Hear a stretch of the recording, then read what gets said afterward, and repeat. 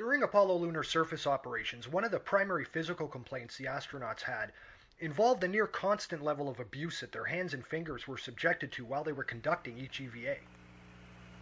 Man, I got the sorest hands in the world right now. How about on the moon?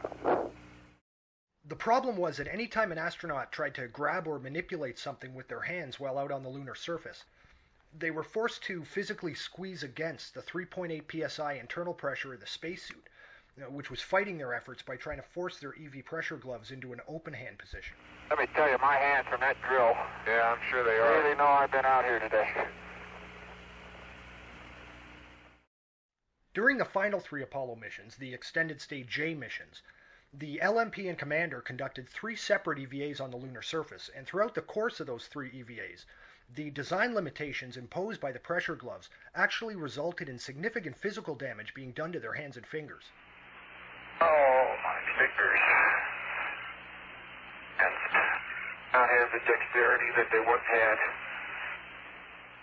This issue was a well-known problem by the time of Apollo 17, and it was appreciated that little could be done by the astronauts to prevent physical damage to their hands from occurring during lunar surface EVA operations. I can't feel it. You might as well, how's your cooling, okay? Cooling's fine. My hands are tired. Well, that's natural. Wait a minute, Jack. All right, take it easy. I'd offer to hit it, but I don't think I can. My hands are so tired. A lot of things don't work when your hands get tired. That's the problem.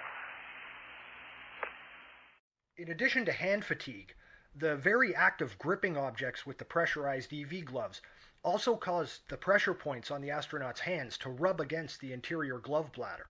And over the course of an EVA or 3, this constant rubbing against the interior glove bladder caused the astronauts' hands to suffer from chafing on the knuckles, the webbing between the fingers, and the fingers themselves, including significant damage to the fingernails and fingertips. You don't have a tub of hot water I can soak my hands in, do you?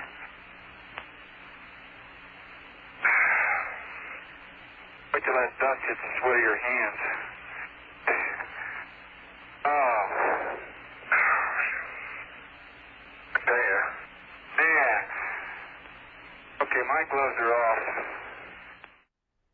Mission Control was not unsympathetic to the suffering that Cernan and Schmidt had to endure, and the astronauts tried to put on a brave face, but it was pretty clear that their exhausted hands were in rough shape.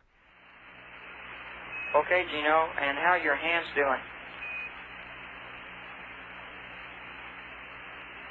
Oh, they're a little tired on both sides here.